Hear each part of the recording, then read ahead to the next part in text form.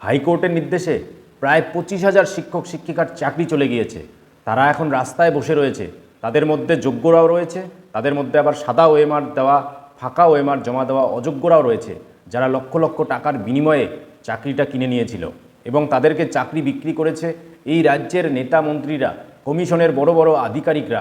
এই 25,000 শিক্ষক শিক্ষিকা যারা অলরেডি চাকরিরত অবস্থায় ছিল, যারা বেতন পাচ্ছিল, বেতন নিচ্ছিল, তাদের চাকরি চলে গিয়েছে। কিন্তু তাদের কাছে যারা চাকরি বিক্রি করলো এই রাজ্য সরকার, বড় বড় নেতা মন্ত্রীরা, বড় বড় আধিকারিকরা, এই যে লক্ষ লক্ষ টাকার বিনিময়ে শিক্ষকতার মতো একটা মহান পেশার যে চাকরিটা বিক্রি করে দিয়েছিল, তাদের শাস্তিটা কি হলো?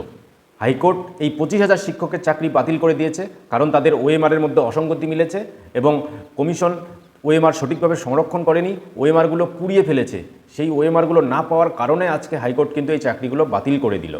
কিন্তু আমার প্রশ্ন হচ্ছে, যারা এই অসভ্যতামি করলো, যারা এই নোংরা কাজগুলো করলো, যারা লক্ষ লক্ষ টাকার বিনিময়ে চাকরি বিক্রি করে দিল, যারা শিক্ষাটাকে এই রাজ্যে একদম কবরে পুঁতে দিল, তাদের শাস্তি কি হলো? তারা কি কোনো শাস্তি পেল? কমিশনের বড় বড় আধিকারিকদের কি বেতন বন্ধ হয়েছে? তাদেরকে কি জেলে ঢোকানো হয়েছে? তাদেরকে কি চাকরি থেকে সাসপেন্ড করা হয়েছে বা চাকরি থেকে বরখাস্ত করা হয়েছে? কোনো কিছু কি তাদের শাস্তি দেওয়া হয়েছে? এই সরকারের বড় বড় নেতা মন্ত্রীরা যারা অবৈধ নিয়ম চালু করে লক্ষ লক্ষ টাকার বিনিময়ে রিক্রুটমেন্ট দিয়েছে, তাদের কি শাস্তি হলো? আসল যারা দোষী তাদের তো কোনো সাজাই হলো না। নেতা মন্ত্রীরা এবং আধিকারিকরা যদি লক্ষ লক্ষ টাকার বিনিময়ে এই চাকরিগুলো বিক্রি করে না দিত, তাহলে কি সাধারণ মানুষ এই চাকরিগুলো কিনতে পারতো? বাজারে যদি দোকান না থাকে, তাহলে পাবলিক কিনবে কোথা থেকে? আগে তো দোকানটা বসতে হবে, তারপর তো লোকজন দোকান থেকে সামগ্রী কিনবে টাকা দিয়ে।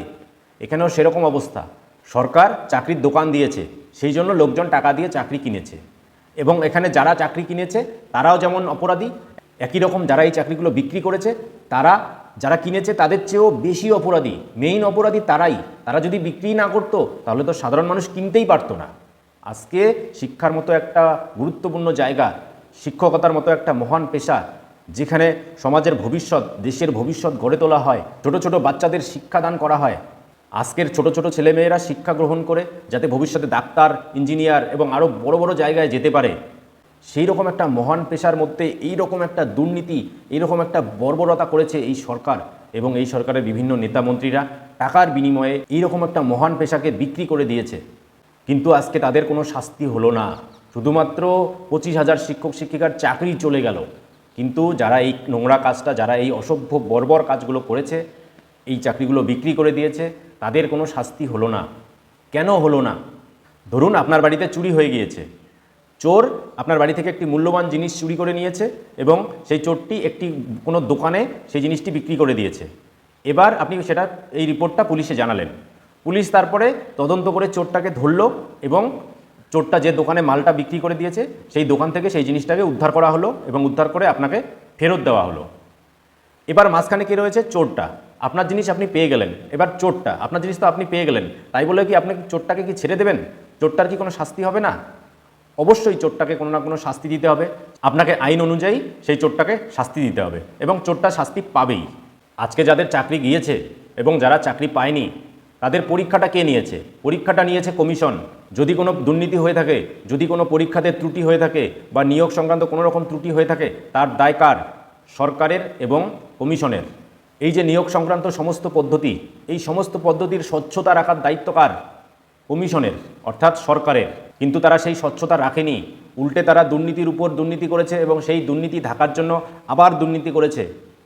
একটার পর একটা দুর্নীতিতে তারা পেঁচিয়ে গিয়েছে, এমনভাবে পেঁচিয়ে গিয়েছে যে সেই দুর্নীতি থেকে আর বেরোনো সম্ভব না। সেই দুর্নীতি থেকে আর বাঁচতে পারেনি এই কমিশন, এই সরকার। তাহলে প্রধান শাস্তিটা কার হওয়া দরকার? কিন্তু এক্ষেত্রে কি হলো? যারা আসল চোর, যারা চাকরিগুলো বিক্রি করে দিল, তাদের কোনো শাস্তি হলো না। যারা চাকরিগুলো কিনলো তাদের শাস্তি হলো, কারণ তাদেরকে চাকরি থেকে বরখাস্ত করে দেওয়া হলো। আর চাকরি থেকে বাতিল করে দেওয়া মানে এর চেয়ে বড় শাস্তি আর হয় না। কিন্তু যারা বিক্রি করলো তাদের কি শাস্তি হলো? আমরা তাদের উপযুক্ত শাস্তি চাই। আজকে যদি তাদের কোনো শাস্তি না হয়, তাহলে ভবিষ্যতে যখন অন্য কোনো শাসক দল আসবে, সে যে পার্টিরই হোক না কেন, তারা যে এই দুর্নীতি, এই বর্বরতা আবার করবে না, তার কি গ্যারান্টি আছে? সুতরাং এই জঘন্য, এই নোংরা কাজ করার জন্য সমস্ত আধিকারিক এবং নেতামন্ত্রী যারা যারা জড়িত রয়েছে, তাদের সকলের শাস্তি কিন্তু চাই। আমাদের জোরালো দাবি তাদের সকলকে উপযুক্ত শাস্তি দিতে হবে, না হলে ভবিষ্যতেও কিন্তু এই ধরনের ঘটনা যে আর হবে না এটা কিন্তু আপনি বলতে পারেন না। আমি তো চাই যেসব শিক্ষকের চাকরি বাতিল হয়েছে তাদের বেতন বন্ধ করার আগে যারা কমিশনে নিযুক্ত আছে, বড় বড় পদে রয়েছে, যারা এই দুর্নীতির সঙ্গে জড়িত, তাদের আগে বেতন বন্ধ করে দেওয়া হোক। অবশ্য বেতন বন্ধ করে দিলেই বা কী হবে, তাদের কাছে এত দুর্নীতির টাকা রয়েছে, সামান্য বেতন বন্ধ করলে ওদের কিছু আসে যায় না। কিন্তু তারপরেও একটা শাস্তি ওদের দরকার। কমেন্ট করে অবশ্যই জানাবেন আপনারা কীরকম শাস্তি চান এই সমস্ত নেতামন্ত্রী এবং আধিকারিকদের যারা এই দুর্নীতির সঙ্গে যুক্ত। এবং আমার চ্যানেলে যদি নতুন হয়ে থাকেন অবশ্যই চ্যানেলটিকে সাবস্ক্রাইব করবেন। ধন্যবাদ।